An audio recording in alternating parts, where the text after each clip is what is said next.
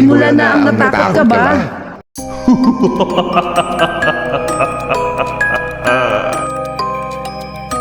Ang bulaklak na pula.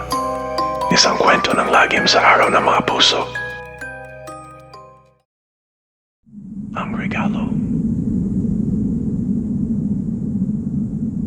Si Miguel ay isang simpleng binata na matagal nang may lihim na pagtingin kay Ana, ang pinakamagandang dalaga sa kanilang baryo.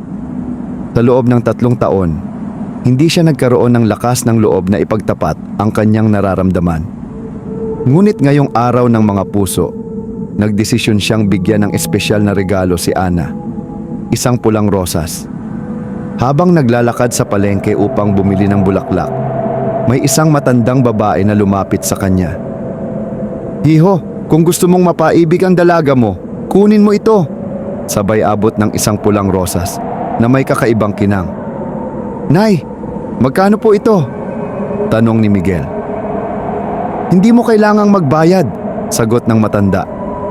"Ngunit tandaan mo, kapag natanggap niya ito, kailangang mahalin ka rin niya pabalik.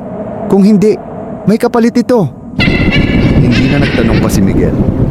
Masaya niyang tinanggap ang rosas at dumiretso sa bahay ni Ana. Nang iabot niya ito sa dalaga, agad itong napangiti. "Salamat, Miguel! Ang ganda ng bulaklak!"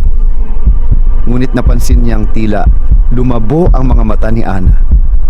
Bigla itong natulala at sa isang iglap, hinimatay ito.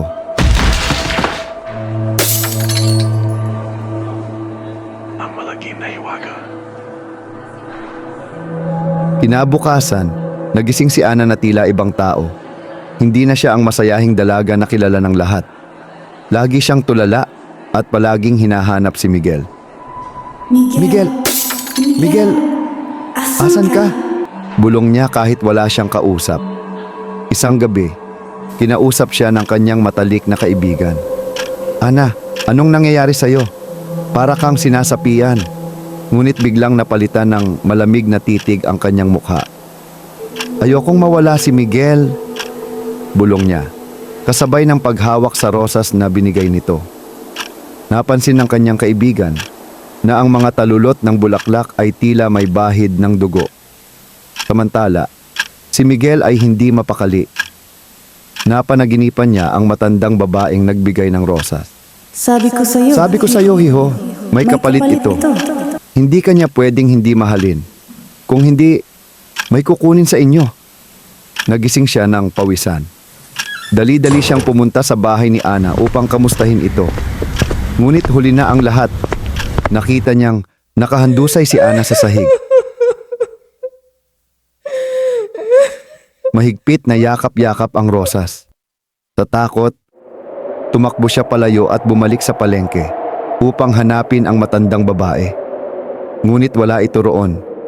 Sinubukan niyang itanong sa ibang nagtitinda, ngunit nagulat siya sa sagot ng mga ito.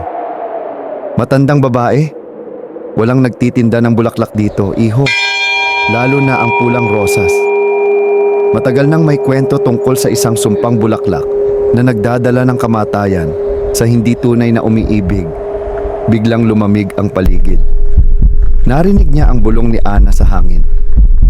Miguel, mahal mo ba talaga ako? At sa isang iglap, naramdaman niya ang malamig na kamay na humawak sa kanyang leeg.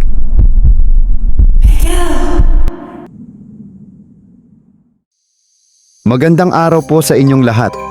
Ako po ay nagpapasalamat sa inyong panunood at pakikinig sa akin channel. Na Natakot Ka Ba?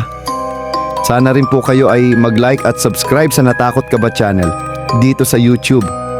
Maraming salamat po at maligayang araw ng mga puso sa atin pong lahat. Happy Valentine's po. Happy Valentine's po! Natakot ka ba?